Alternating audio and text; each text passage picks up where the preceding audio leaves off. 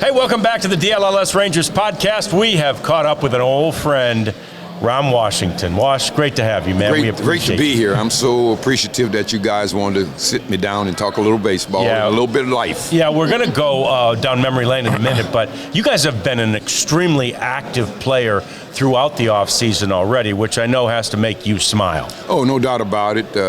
We know the adjustments we had to make, and we knew we had to bring in some character people and some people with some experience, and Perry jumped on that right away. And, you know, if we don't do anything else the rest of the winter, I'm willing to go to fight with what I have. Your first year in Texas wasn't great. Your first year with the Angels wasn't great. Do you see similarities that things are headed the right way? Well, the only difference that I see is I have more youth in Anaheim than I had in Texas when I first started managing in Texas. And I was in total control this year in Anaheim. I had to fight control my first year in Texas. I got you. So that was the difference. Veterans a little stubborn. Yes. Okay. We talked yesterday about your young players and, you know, just how much that you believe in them. How much do you think it means to them to see you guys buy in, you know, with these free agents and be so competitive in the offseason? Well, I think it means a lot to them because what they went through last year, we still in 24, they needed to experience that. I mean, when you look at the back of their baseball card, it was blank until 24. Now, when they look at their baseball card in 25, they got one line on the back of it. What have they experienced with one line? So it was a lot of fun watching them grow because they did. They bought in to what we are trying to do. And now when they come back in spring training in 25, the accountability part of growing kicks in. And that's every player keeping everyone accountable. It's not just one player trying to deal with 4 or 5 guys. Now, all 25 or 26 guys, we have leaders now because they all been through it.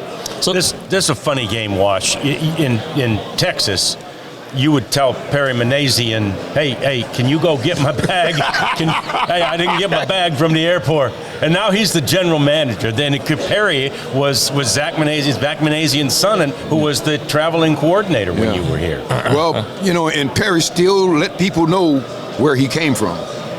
He's not shy to let you know that he did that. And that's the good character and the good trait that Perry has. And he has a lot of wisdom and a lot of knowledge about the game to be such a young man. And the thing I love about him the most is his inclusion. He includes people in what he's trying to decide. Mm-hmm. You can't shake young general managers. No, you can't. Yeah, your GM's all young. Jesus. Yeah. It's unbelievable. But unbelievable. I thought one of the coolest things that happened last year with the Rangers, big year for them, All-Star game, coming off the World Series, all that, was when Elvis waited to announce his retirement until the Angels came to town at the end of the year so that you could be there. What did that mean to you? It meant everything. Because the first time I met Elvis blew me off, and I had to call him toward me to let him know who's running things. Oh, my gosh. And then I sent him back out on the field, and I hit him one ground ball. That's right. And I told him, now we through. That's right. And from that point on, I was on Elvis every single day. A lot of people thought I was too tough, but he needed that to make him understand that as good as he is, he can't take it for granted. Look around. You got Michael Young right here. You got Kinsler over here. You got Beltre. I mean, we had a lot of professional players that worked to be where they are. Mm-hmm. And you came from AA here. So it was almost like a gift if you think about it. Yeah, sure. You see what I'm saying? So you're not going to come here on a gift. I'm going to make you earn what happens. And that was the greatest thing to my heart when I got a call and said that Elvis is going to wait till we come to town to do that, because I love me some Elvis Andrus. And watching him every day, you understand why other people love him. Yeah. He's a great teammate, he's a great person, and now he's a tremendous family man. You don't see a lot of tough love in the game anymore, Wash. I think your guys might have experienced some of that last year. Is it hard to do these days? No, it's not hard to do when you develop a relationship. Mm-hmm. See what I'm saying? Yeah. And then they begin to understand that this tough love is just what it is, tough love. It's not criticism.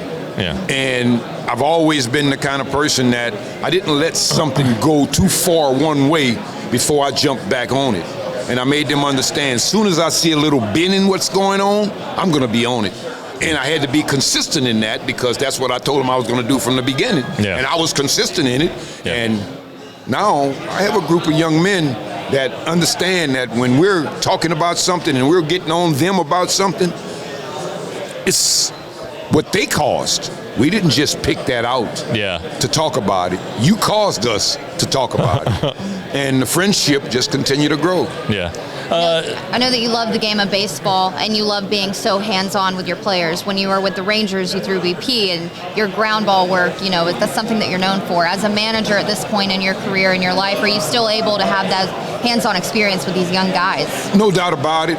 It's not as consistent because the young infield guy that I hired, he's mastering what I do. And he's a hog. He want to take over everything. And anything that I try to get involved in, if he can handle it, he don't let me handle it. And so throughout the year, he called me his assistant. And when he had kids come, when he had too many kids waiting on him, then he would say, "Hey, Skip, Then come help me." the assistant would come help. Oh my gosh. But I was always in the background, looking at it, making sure it was done properly, and I would infuse myself in it if I needed to. Because that's a big part of your philosophy, Yes, right? yes. Who is that, Wash? What's the guy's name? Ryan Goins. Man. Oh, yeah. Yeah. 37 years old. I'm about to say, yeah. Yeah. A It ain't- stud. Not everybody could do it the way you want it done. He's a stud.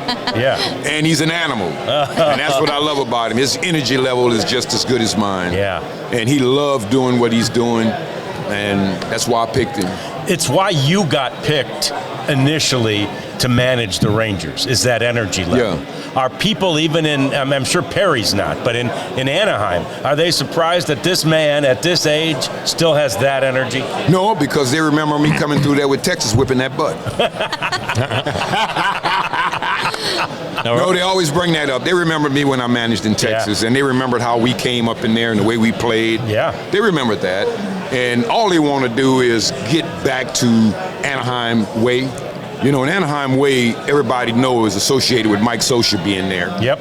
Playing aggressive baseball, pitching, playing defense, running the bases, executing fundamentals. Those are the type of things that we're trying to get these young kids to understand. Now, once we get that down, you'll have you 420, 430 at-bats to give them away if you want to. Mm-hmm. But that other 135, that's team at-bats, I want us to recognize that. Mm-hmm. And so that's where we are. You and Sos came from the same background. I mean, the Dodgers. Yeah. I mean, you talked about that yesterday. All the guys that raised you up and gave you the tough love. I mean, you know, it's it's just the type of baseball they had been playing in Anaheim. It just got lost. And then the whole organization got in a turmoil, and now we're in the process of straightening it out. And it's been a fun year for me to watch the growth of our minor league system now and the things that we are doing down there and our expectations at the major leagues. Yeah, you know, you look at the record, you say, "Oh, what are these talking about?" Well, you know, it was all my young kids doing it. Yeah. If the guys that we depended on stayed healthy, if they would have stayed healthy, it would have been a different story. Yeah. And I have no doubt about that. So going into 25, our expectations is for this to be a different story. Well, it's amazing because we've talked a lot about all you've done as an organization. It's been active, as we said. You're also getting one of the best players in the game back, right? Yes. You didn't have to acquire him. No, you don't have to acquire him. Yeah. And Mike Trout. And, you know, he's excited. We're excited. And sometimes things happen to you in this business that you don't have any control over. He don't even know how he tore his meniscus the first time. You know, and the second time when he tore it, he was just as surprised as the first time. So sometimes the baseball gods challenge you. Mm-hmm. And Mike Trout has always been the kind of guy that accepted challenges. He has a challenge. We have a challenge, and I want him to know you don't have to go through that challenge by yourself. We're going to be there to help you along the way. All we want you to do is be able to go out there on that field and play. Oh, he was off to a great start last year. He was kicking ass. He still has it, man. He still has it. You watch him work, he got it. 10% better, right? Oh, I mean, you watch him work, and then you visualize other people that you watch work. He's still far they still far apart. He know exactly what he's doing and how to do it. We just got to keep him healthy. Yeah. Well, we know what, the Rangers are probably going to do with Nathan Eovaldi and, Astros maybe there. But the competitiveness of the AL West this offseason, you guys signed Kikuchi and then the A's signed Severino. What are you looking forward to in this division in 2025? Well, I'm looking for sustainability and consistency. That's it. If we can sustain the things that we want to do and we can be consistent at doing the things we want to do, I'm not going to sit here and say it, but we're going to run the West down. All right, So you heard it here first. it's about what everybody want to do. Yeah. Sustain and be consistent. That's it. And the signings that we have done, some of it is depth for addition, and some of it is leadership. Kyle Hendrick, big-time leader. Yeah. Smart. You see what I'm saying? Kikuchi, he has the ability to lead, and we haven't decided how we're going to set up our rotation yet, but he's certainly going to be somewhere at the top, and we need him to lead. And as I told you, we're trying to infuse into this young core that we have, we want 25 or 26 leaders. I mean, last year, it was my coaching staff.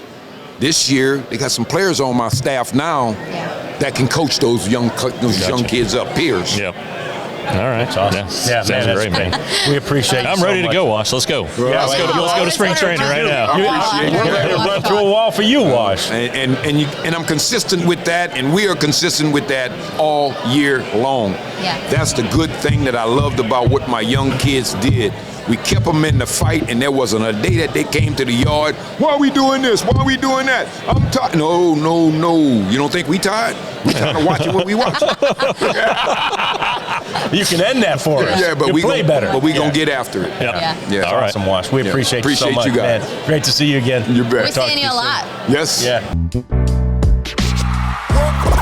We all silly like the mayor.